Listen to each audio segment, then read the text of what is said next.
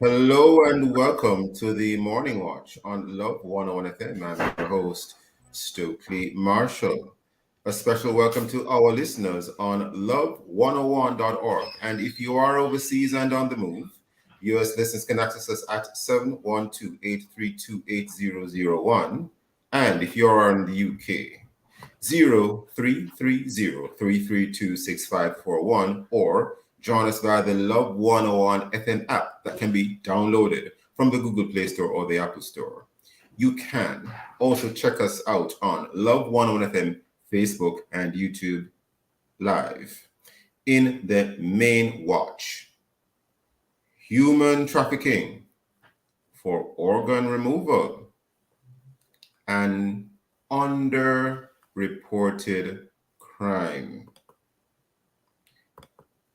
And in the second watch, additional concerns on the licensing of teachers, that is, the Jamaica Teaching Council Bill.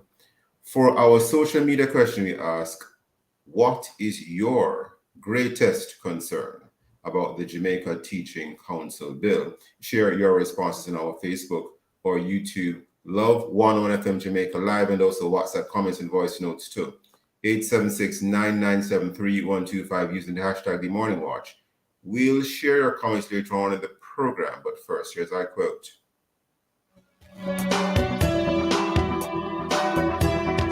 This morning's I quote, I know God is with me, not just because of the storms he stopped, but also the storms he got me through. That's an anonymous inspirational quote. That's what the I is for today. Nadine Blair, such an absolute pleasure having you announcing for us today. We know that your duties have been enlarged. I tell you. Anymore, but always a pleasure hearing your voice on the Morning Watch. What a beautiful I quote. Why did it have to be anonymous? Couldn't you know who did this one? Well, God knows. God knows. God knows. The main watch will be back after this break.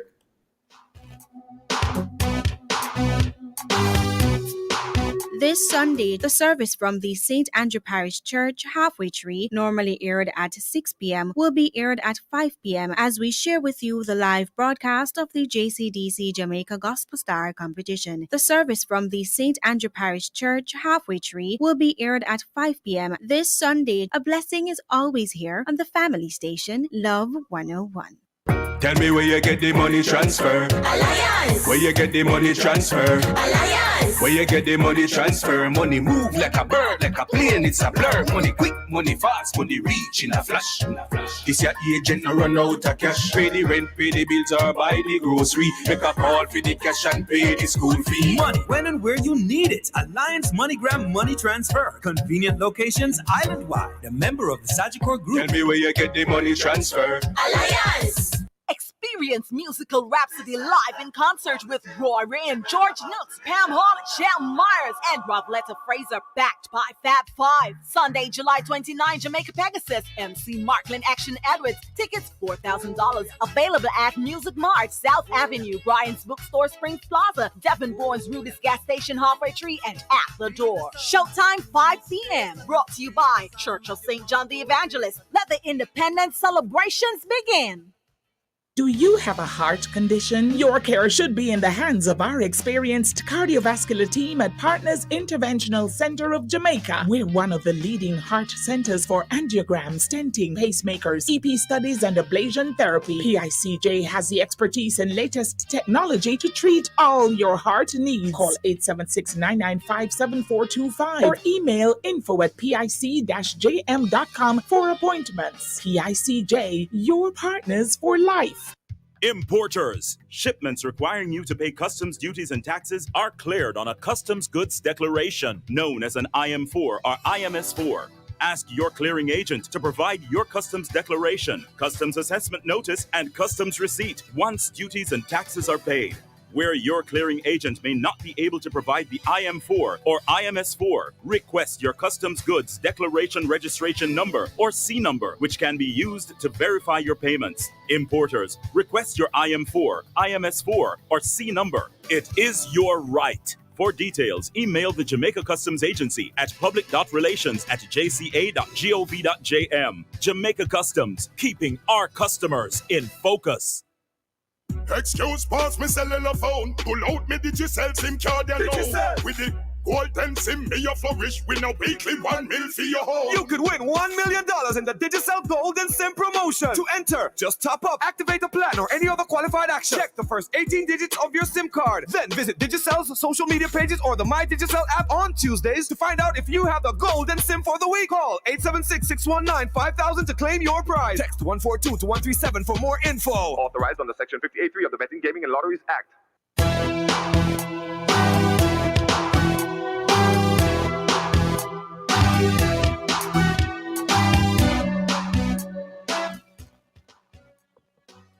Welcome back to the Morning Watch. I'm your host, Stokeley Marshall, and we are in the main watch. Now, when human trafficking is discussed, we tend to think about trafficking for smuggling and other criminal activities and slavery. Especially for Jamaica, however, we rarely, if ever, hear about the trafficking for human organs. But is this an underreported situation, an underreported crime? We have online today to discuss this Mrs. Casey Garvey and Deputy Inspector Kemisha Gordon. Now, Mrs. Casey Garvey, she is someone who has spoken quite a bit on the subject of human trafficking. She describes herself as a social activist, a poet, and a public speaker, and she's certified by the International Organization on Migration to train the trainer in trafficking in persons awareness. So I suppose she trains people to become more aware of the dangers associated with human trafficking. Deputy Inspector Kemisha Gordon, she's of the Organized Crime Investigative Division, the ATIP squad of the Jamaica Constabulary Force. Ladies, good morning. How are you both?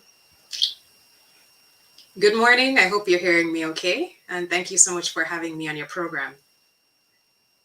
Not a problem at all. We are glad to have you on. And do we have the Deputy Inspector Kemisha Gordon? Deputy Inspector Kemisha Gordon? Maybe not yet. We'll start with you, Mrs. Garvey, because some of the things we are seeing here are quite earth-shattering, and I'm going to refer to a report from none other than Interpol on the matter, which is very chilling. And here it is. It refers to news and events in relation to trafficking in persons, and it's referring to particularly parts of Africa. Now, it makes mention of the fact that trafficking in persons, well, it makes mention to trafficking generally, and then it drills down to what is quite often an underreported crime of trafficking in organs. And it is often done, well, it is done for profit. And what is often occurring is that even though it is illegal, when these forms of trafficking are done, many times the persons who thought they were going to get a certain amount of money for the organ gets less, or they get none at all. And in fact, some of the persons who are themselves being trafficked as human beings to engage in various forms of activities that such persons are forced to engage in, they themselves, while being trafficked for as humans in relation to slavery, etc., they are vulnerable to having their own organs removed and sold. Casey Garvey, do you want to comment on this? This is something that you have come across in your work as a certified trainer. Yes, this is definitely something that the IOM brought up. So, just to give our viewers a more kind of comprehensive definition of what overall human trafficking is, it has three components. So, there's the what, like the actual activities that are done, right? So, you have the what, and that would involve recruitment, transportation, transfer, harboring, or receipt of persons. Then you have the how. So you have what is done, then you have how it is done, and that can include threat or use of force or other forms of coercion, abduction, fraud or deception or just abuse of power. And then you have why. So you have what is done, how it is done, and why it is done. And when it's the why can just be any form of exploitation. So that exploitation can be prostitution or other forms of sexual exploitation, like to create pornography, or forced labor or services, slavery, or any kind of practice that's similar to slavery, where somebody's working without pay and they don't have the option to quit their job, or the removal of organs. So organ trafficking is one subsect of human trafficking. So I just thought I'd put that out there. We know we don't have we don't have Miss Gordon on as yet from the Jamaica Constabulary Force, but how serious is this matter of organ removal, Casey Garvey? It is extremely serious, and it is a very widespread and barbaric practice. So the WHO, the World Health Organization, estimates that one kidney is illegally traded every single hour. Right? And according to... Can you just slow down and repeat what you just said? Because say it again. Yes. So according to estimates by the World Health Organization, a kidney is illegally traded once every hour on average. Once every hour. Once every hour, right? And this estimate is corroborated by an NGO called Global Financial Integrity, GFI. And they estimate that the value of organ trafficking globally ranges anywhere from 840 million US to almost 1.7 billion US dollars every year, right? That is the amount of money being traded in relation to organ trafficking. And I mean, it's obviously a very lucrative business, right? Because GFI also estimates that approximately 12,000 illegal organ transplants occur every year, and 2/3 of that are kidneys, right? Followed by liver, heart, lung, and pancreas transplants. And why organ trafficking is so barbaric is because the persons who are targeted as forced donors donors as in they are the ones the organs are being taken from, are usually the most vulnerable populations, persons from not just poorer countries, but poorer communities within poorer developing countries. And it's for all, it happens to all persons, men, women, and children. So there's even an entire industry of child organ trafficking. Okay, so we have Detective Inspector Kamisha Gordon on now. A quick word from her before we head to the break. Detective Inspector Kamisha Gordon, good morning. There might still be a delay in hearing her. Can you unmute yourself if you're muted? Detective Inspector Kamisha Gordon. Morning. We are going to head straight. We are hearing you now. Detective Inspector, we are already upon a break. We are so sorry you're just coming on, but please hold those thoughts. We'll be right back, listeners. You may continue, Stokeley. Okay, very well. Thank you. Detective Inspector Kamisha Gordon, how bad is this problem of human trafficking in relation to organ removal. And when it is that we hear that some of our children and our friends, etc., family members go missing, is it that you have intelligence suggesting that they're being abducted for the purposes of removing their organs? Well, the let me put it I this never said you could prove it because I know it might be hard to prove, but do you have such intelligence? no, there is no intelligence, to my knowledge, that suggests that persons are being abducted in Jamaica for that purpose. We have no information thus far to suggest that. The types of exploitation that we have come across are domestic servitude, forced labor, forced begging, and sexual exploitation. And this has been since 2007 in relation to the over 100 victims that have been identified here in Jamaica. I'm going to draw your attention, Detective Inspector Commissioner Gordon, to something here. There is an Interpol report from last September. It's entitled North and West Africa. Interpol report highlights human trafficking for organ removal. You might be familiar with this report. And I'll read a little bit of it, not all of it. A new report from Interpol assesses the problem of trafficking in human beings for organ removal. They even have an acronym for it, THBOR, which is driven largely by the global shortage in organs for ethical transplant. While organ trafficking exists in all regions of the word all means all. In all regions of the world, it is of particular concern. Yes, I understand. It may not be in Jamaica, but certainly in all regions of the world.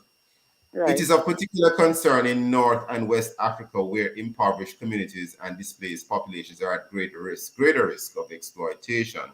I'm going to jump down to a headline, which I find a horrible headline, but it's a caption in the report. It is what it is. Transplant tourism.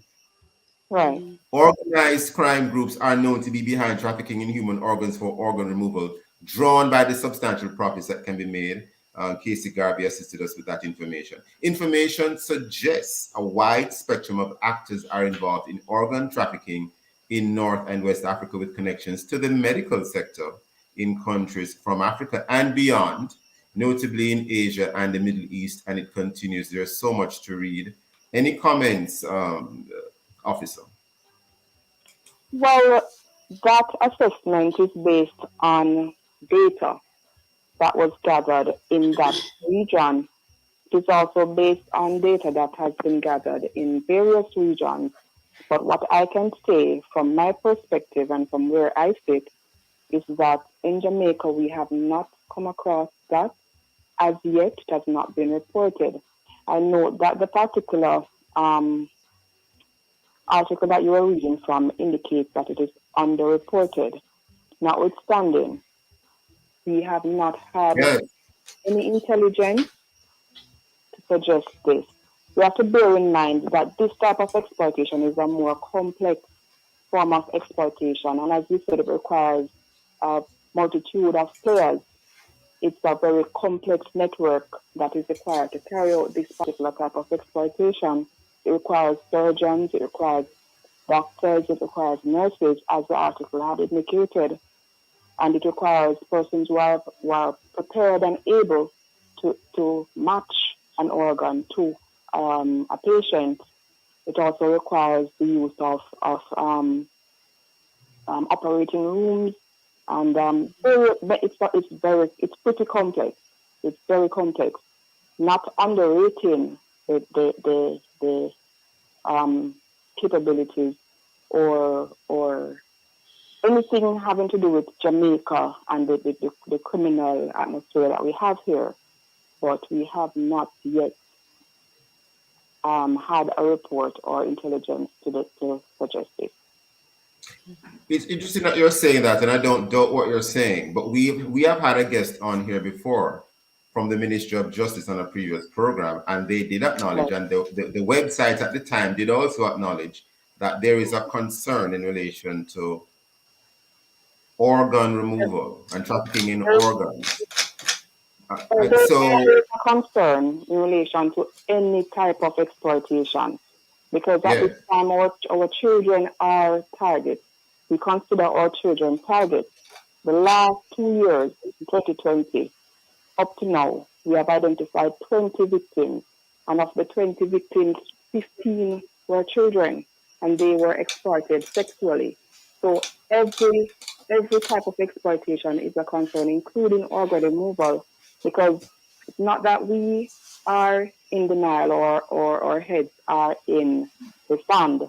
We have our eyes open and our ears open. We are out there exploring the possibilities, but we have not yet had that picked up that intelligence or had that report. But we are open. This is Jamaica, so we are not in denial, or we are not at the place where we believe it cannot happen here.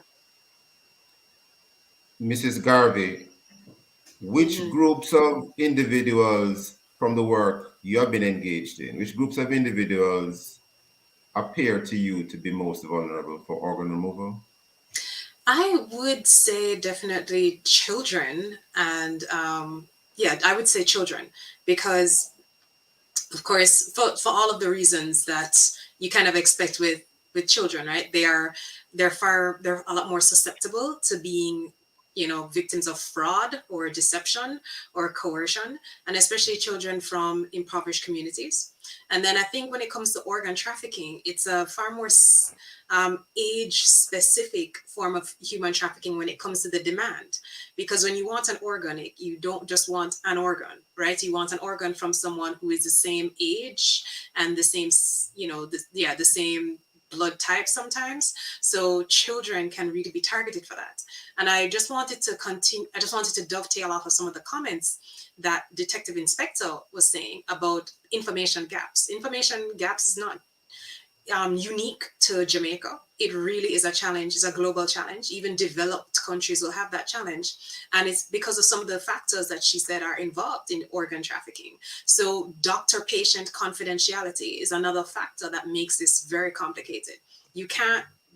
Doctors are bound by law not to report on certain aspects of their patient's treatment. So even though even though the doctor is simply doing a transplant, the transplant of an organ is generally a morally and legally neutral act. But where the organ comes from is where, the illegal and criminality aspect of what we're discussing comes into play. So there's some factors there that really make information very difficult to get. Is a doctor not obliged to inquire as to the source of the organ, or in the work that you have done, what have you seen from the doctor's end? Well, or they just take whichever organ they get and put it in the person during the surgery?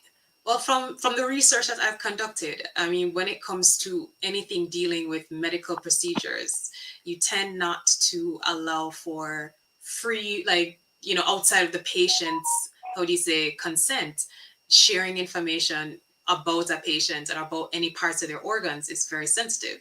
So that I'm not saying it's impossible. I'm not saying that doctors cannot do that, because of course, when there are legal cases, doctors can even be brought to court to testify. I'm just saying that it's not the free flow. The information is not as free flowing when it involves medical practices. And I think correct me if I'm wrong, Detective Inspector, but I think that's one of the points that she was alluding to, which is what makes organ trafficking so complicated. And then the other. Well, I believe that doctors have a responsibility to inquire about the source of the organ. An organ cannot just present itself from out of nowhere. They are usually involved. That's why I say it's a complex network, because they are usually involved in the sourcing of the organ, or they have some knowledge or suspicion if they are being introduced to a black market, doctors have a responsibility also to report something that they believe to be illegal, such as that. So unless the doctor is in on it, then it would be unusual, suspicious even, for a doctor to not, for patient doctor confidentiality to be even a factor in that, because once it is illegal, if a victim goes to the doctor and asks the doctor to assist, it would be expected that the doctor would. But of course, of course, as you indicated, you're not aware of any such thing taking place in Jamaica. No, So not aware of any. But in terms of the gaps in information, if it is that the doctor is involved, so certainly they would not report. But doctors are smart. Doctors can because they know the normal route for an organ to get to a patient. So I see. Understood. They must be involved. Mrs. Garvey, before you interject, we don't want to assume anything. Why are organs being harvested or removed? Well, one of the key factors driving up demand would be the very long wait times to get organs legally. So even in big, rich, developed countries like the United States or Canada, sometimes patients are on waiting lists for years. I mean, I think so some organs it can be 4 to 7 years to wait on an organ donation legally. So I would say that'd be one of the factors that drives up demand. And I'd say how lucrative it is, because sometimes, not sometimes, for the victims of organ trafficking, they will see it as a quick way to make some money, especially when legal employment or other legal forms of generating an income are limited, or even the remuneration from a regular job is not satisfactory. To be clear, Mrs. Garvey, some persons may trade their own organs because they may, you have two of a particular organ, you sell one and you still have one left. And then that's why kidneys, yes. And then you have some cases where someone is abducted, organs removed, and then after the organ is removed, the person is dead. Well, okay, let me clarify. So organ trafficking happens for both living and dead persons, because even organs are removed from dead people and still traded, right? Because there's actually a window in which you can still use an organ even after someone has died. So that's also a form of trafficking, because this is still illegal, and it's still, of course, without the person's consent prior to their death. Including the organ of an aborted fetus. I'm cautious about agreeing with that, because I'd want to make sure I've done more research. I just thought I'd ask. It just occurred to me when you said what you just said. It is possible. I mean, I would theorize it is possible, but I'd want to, make sure I do more research before I confirm that. But I would say that. But there are persons who will originally agree to sell their organs under certain conditions, but then after beginning the process, they are defrauded. So they are. Or other organs are taken from them that they did not agree to give up, or they're not given the money they're supposed to be given, or the procedure itself ends up being a botched surgery and they end up being severely wounded or dying, all right, from these surgeries. So even though they may originally agree, the terms of that agreement are not fulfilled. Right. Ladies, there's so much more to unpack, but I gather that we are totally out of time. I wish we had another couple of minutes to go through some more, but unfortunately we can't, but maybe another time. I want to thank Casey Garvey and Detective Inspector Kemisha Gunn for being with us in this first watch. Very interesting, very important topic for us to all understand. Listeners, please stay with us. We'll be right back on the Morning Watch.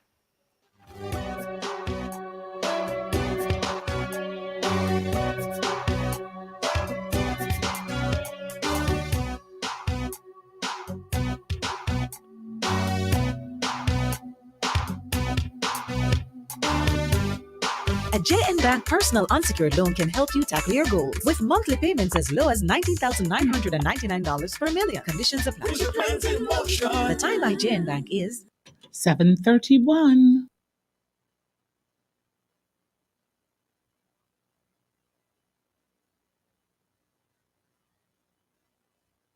Juicy patty them double up the choices. And we know say you want go like it. And you face start your morning off right with a cup of porridge full up of beer niceness. Two combination, which one we try first? When you a go to school or you a go to work, forward we double can fit twice the flavor. Or could that the pecan you end up a pay for. Try our pecan porridge, that's peanut mixed with hominy. Or our double corn porridge, that's hominy mixed with cornmeal. Try it today at Juicy Patties. Available at participating stores. Is brought to you by the Office of the Prime Minister. The Commonwealth heads of government come together. In that meeting, as well as with the meeting of the Summit of the Americas, it is clear that the entire world is convulsed in great difficulties as it relates to the volatility, the constant increase in energy prices, and the increased cost of food. It is having a generally devastating impact on economies and societies right across the world. Jamaica is no different, and we have not been spared. The impact that this has had on persons who are on fixed income, persons who are minimum wage earners, it has been significant. The government is very much aware of this, and we have been making deliberate and instrumental efforts to ensure that we are able to transfer cushioning support to those who are vulnerable and in need. Jamaica, it's time to find our 2022 Gospel Star. Your votes will help decide the 2022 winner. Watch the show this and every Sunday live streamed on the Jamaica Cultural Development Commission's Facebook and on YouTube JCDC Jamaica channel at 6 p.m. Remember now, vote for your favorite and watch the grand finale on Saturday, July 30th at 6 p.m. Let's lift up the praise and find our new Gospel Star. Sponsored by Passport Immigration and Citizenship Agency, PICA, and Shirley. You can watch this Sunday on Love 101 FM social media platforms on Facebook and YouTube, and listen live on Love 101, the family station.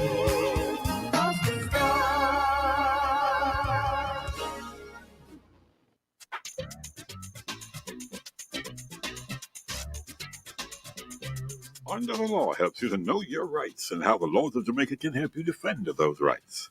We've been doing it for 15 years. That's right. The program is brought to you on Wednesdays by the Bank of Jamaica, building an inclusive economy. Under the Law, Wednesdays at 6:20 a.m., 2:35, 6:45, and 9:10 p.m. on Love 101 FM. Importers. Shipments requiring you to pay customs duties and taxes are cleared on a customs goods declaration, known as an IM4 or IMS4. Ask your clearing agent to provide your customs declaration, customs assessment notice, and customs receipt once duties and taxes are paid. Where your clearing agent may not be able to provide the IM4 or IMS4, request your customs goods declaration registration number or C number, which can be used to verify your payments. Importers, request your IM4, IMS4, or C number. It is your right. For details, email the Jamaica Customs Agency at public.relations@jca.gov.jm. Jamaica Customs, keeping our customers in focus.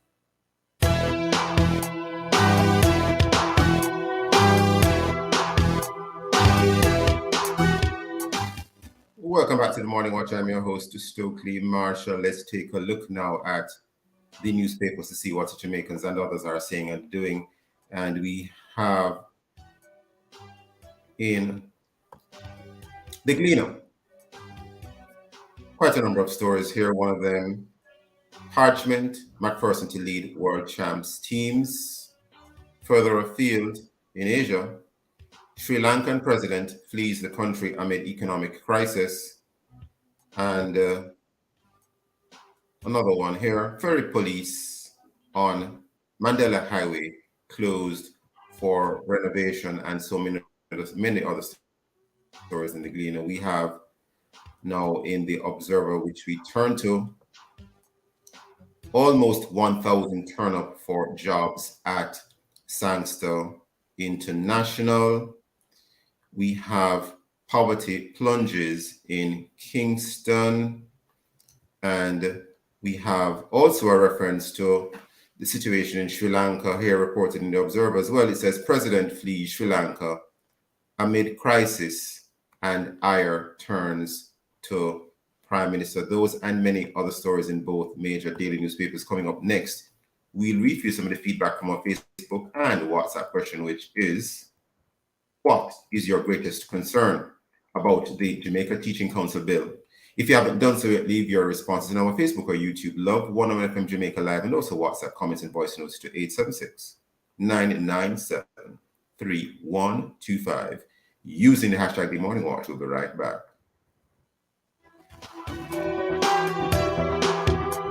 We try to send our children to school with a healthy lunch, right? If we knew what was in some of those foods that are high in sugar, saturated fats, and sodium, would we still give it to them?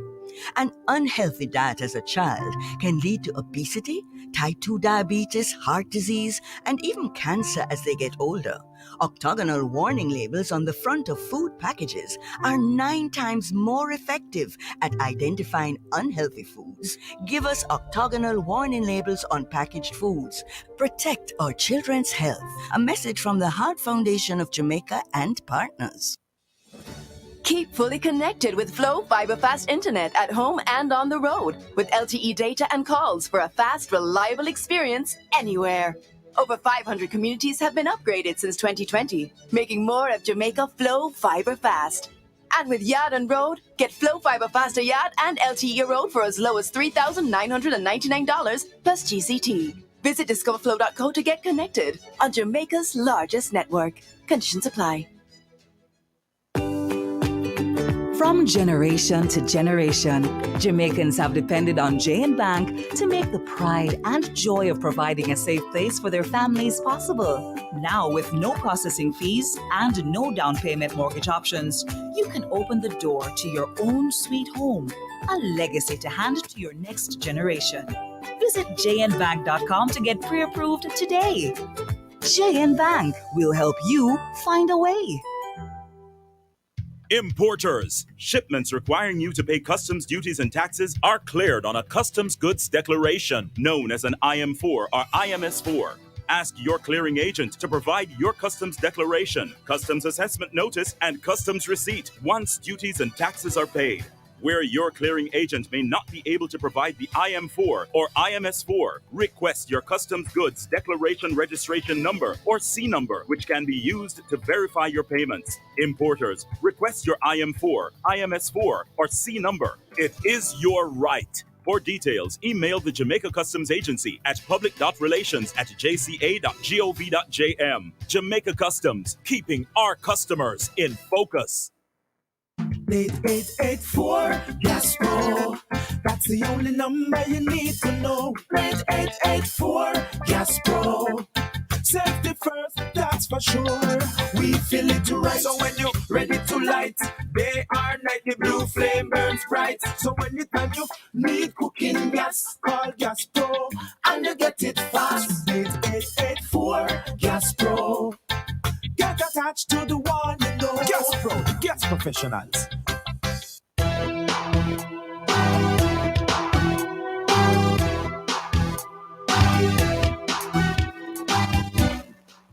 Welcome back to the Morning Watch. I'm your host, Stokeley Marshall.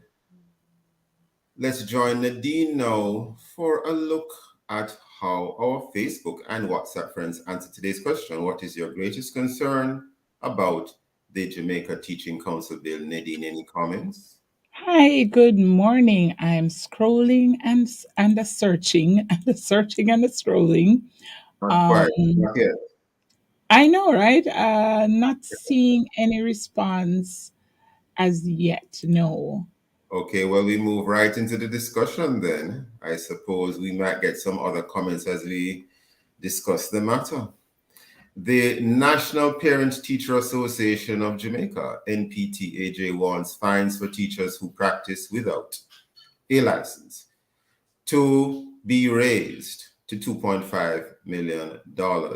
And there is no law yet requiring the licensing of teachers, but the discussion continues. Now, let's talk about some other concerns, however, with the Jamaica Teaching Council bill, because there are some concerns in relation to homeschooling and extra lessons or private lessons.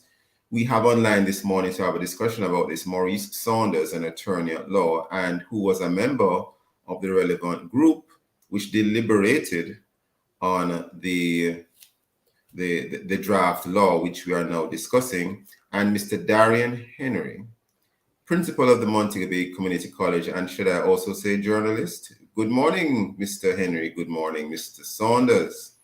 How are you both? Good morning, Mr. Marshall. I am fine for the moment. Okay, Good morning, Mr. Henry. Good morning, Mr. Marshall. Good morning, everybody. I'm glad to be here. And just a correction, I haven't been practicing journalism per se, in the traditional sense, for the last 7 years, but it is what it is. Welcome, Mr. Henry. I am pretty sure that you have not put away your skills. They are there. It has become, to say the least, it has become very useful in recent times. Yes, understood. Now, what is the focus? Starting with you, Mr. Saunders. We know that there is a draft bill in relation to licensing of teachers and to make the profession of teaching more structured, etc. However, you seem to have a concern in relation to extra lessons and homeschooling. And some of your concerns, that you can look at them, they sound quite interesting. For the benefit of the listeners, what is the focus of your submission on the matter?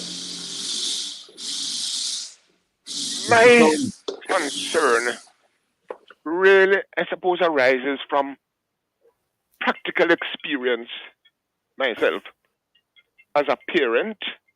Yes. And as a And by the way, I will declare interest.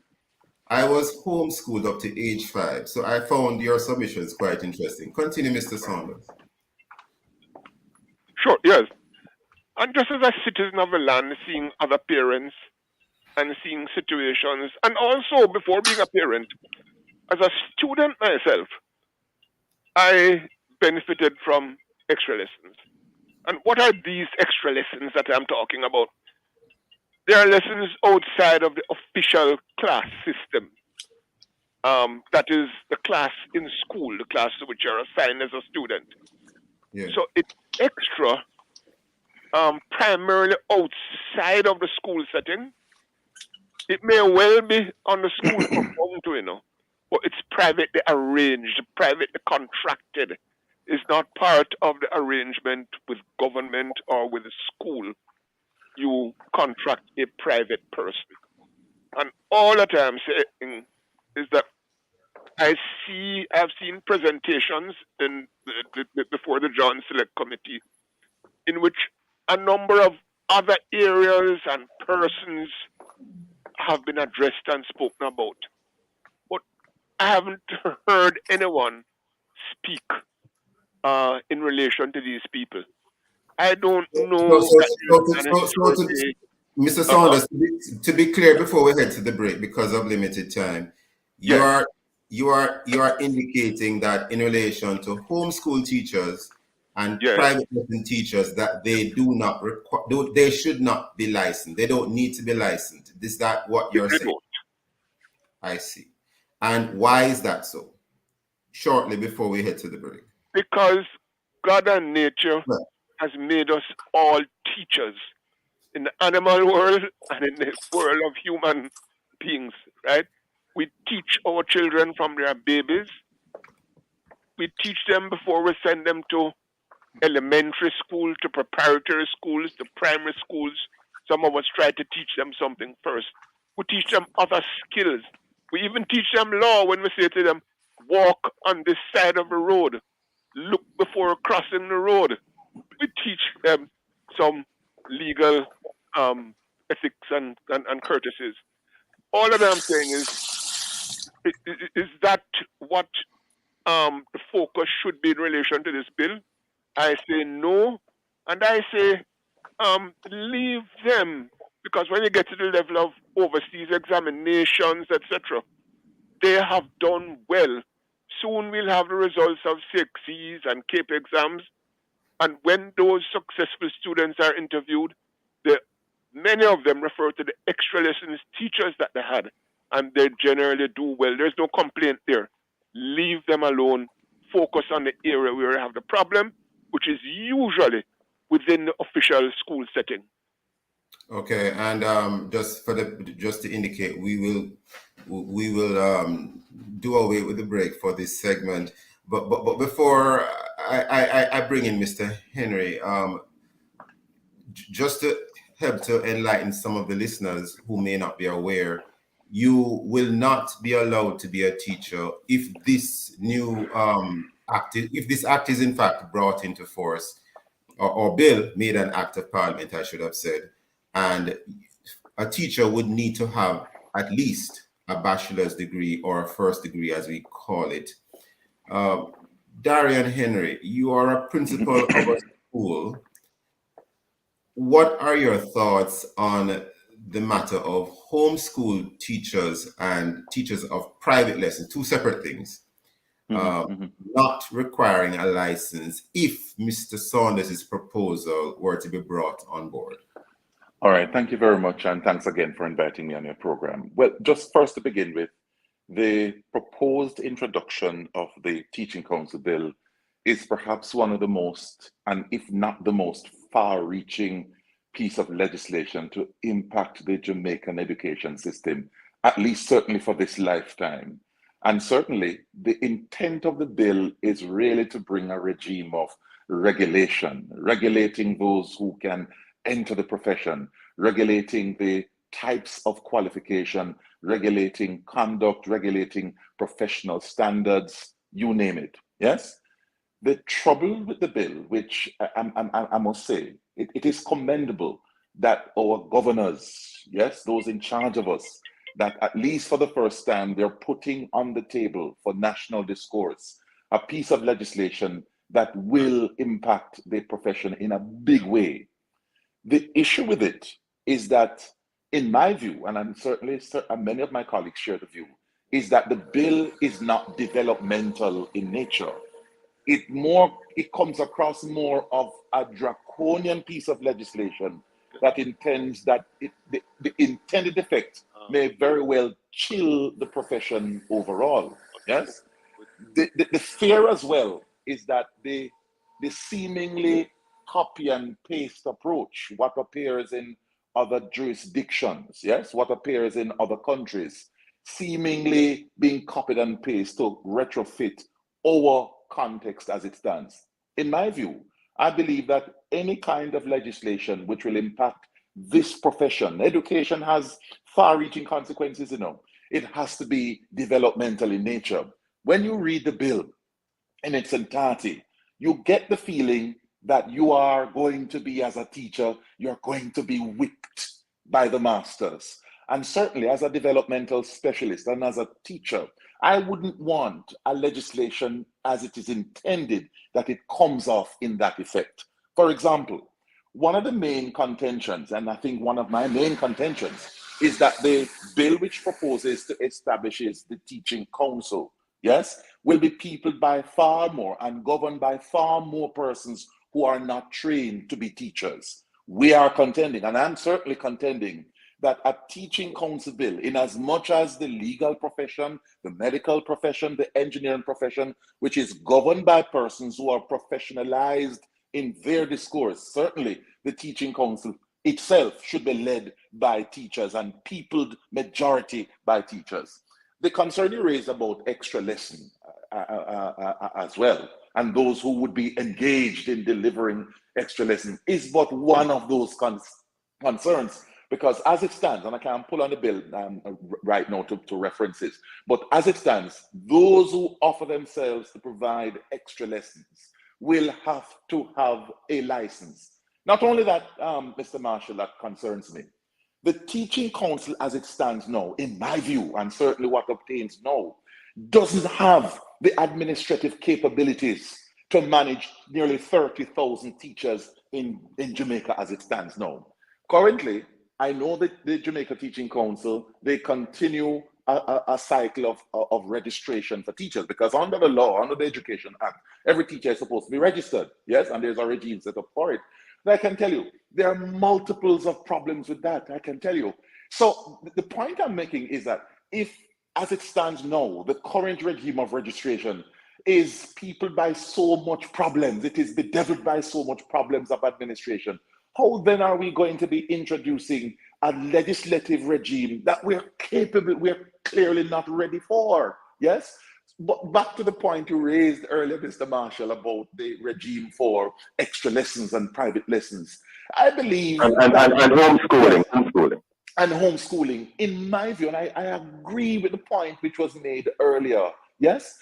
What the bill does, it snaps up that human touch approach, and I don't believe that that provision should remain in the bill, where homeschooling is also covered by the legislative regime. What happens in the home ought to stay there, and it must repel any kind of legislation which will chill the intended effect.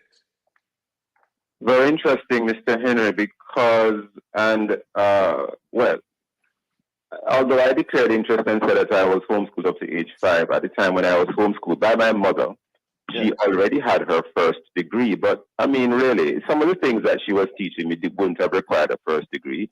You know, the alphabet, putting letters together, words and sentences. I don't think that would have required a first. I also want to quickly make the point, Sir Marshall. Wanted to make the point very quickly. Mr. Saunders, in terms of homeschools, for example, with the children of a family and the children from other families, and directing this specifically to you as well, Mr. Saunders, because I know you're religious. I happen to know your religious persuasion in terms of your faith and the church you attend. Suppose that particular parent wants to include some of their own faith references in how they teach their child. As the bill is currently constructed, that would require licensing. Do you see any threat there? Mr. Saunders?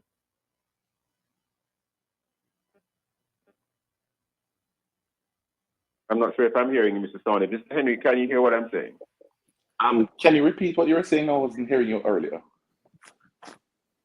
Okay, am I speaking to Mr. Saunders or Mr. Henry at this time? This is Mr. Henry. This is Mr. Henry. Okay, because I think we lost Mr. Saunders.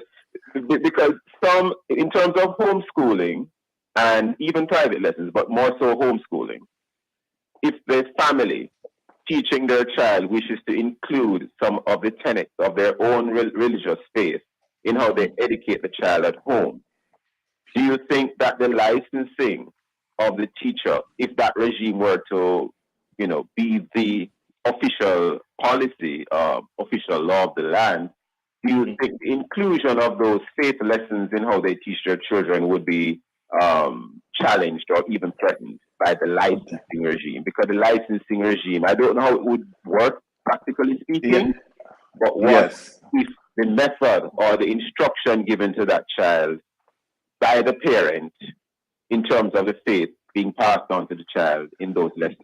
I'm not certain, Mr. Marshall. I don't know if you're hearing me. Go ahead. Yes, I'm not certain that the bill itself it mandates the style and approach and content.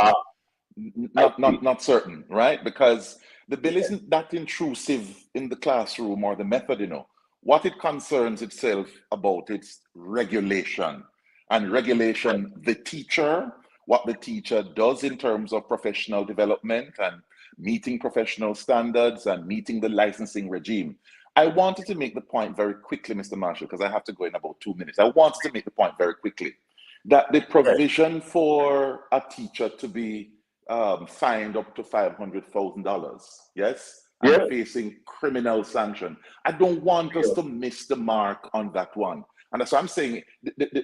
This is one of the tenets of the legislative, what is proposed in the legislation that has the draconian chill effect. I hear the NPTA making the proposal, and I'm very happy that they made their contributions to the discussions in the Joint Select Committee of Parliament. But we have to be very careful. Are you hearing me? Hello. Yeah, I'm hearing. Yes, one has to be very, very careful and tread cautiously when we propose to implement a regime to come down this monetarily hard on teachers. What we need to focus on is to improve all aspects of the teaching profession, improve the pay and condition of teachers.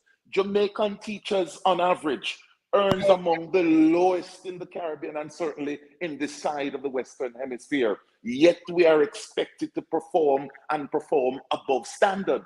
I'm saying that the legislation itself ought to bring onto itself a legislative, a developmental tenet. It has to be developmental in nature. We can't use this space, yes, to further demoralize and demotivate teachers by proposing in Parliament to have them charge up to $2.5 million. Many teachers don't earn $2.5 million a year. We need to get out of that and get developmental. And how is it that we're going to be improving the teaching profession? We need to get out of this draconianness of proposing laws, particularly this one, which will have far-reaching implications. Thank you, Mr. Henry, and we hope you don't leave now, but if you do, we understand. You did indicate you may have to leave the platform, but we hope you will stay with us until... Yes, I have to. Yes, Mr. Marshall, I do have to run because I'm actually late for a meeting. So I do have to run, but thank you so much for inviting me, and certainly keep the discussion alive. We need more and more persons to be talking about the bill, not just homeschooling and other things, but we just need to speak about the legislation in totality and whether or not it is good for the profession and how it will enhance the profession of teaching and thereby contributing to national development. Thank you, sir. Thank you for that, Darian Henry, for your contribution. Mr. Saunders, before we wrap, sir, we have about a minute. What are your additional concerns, if any, because we are literally out of time and there was an interruption with the live stream, but what are your additional concerns before we wrap today, sir? Well, I really have little else because So do you think the requirement to license homeschool teachers and private lesson teachers is an overreach, or the request to do so? I think so. It is. It is. It would need to be justified. We'd need to hear more. What really is the reason? The reason that has been advanced so far as I'm aware, is this objective of professionalizing the profession.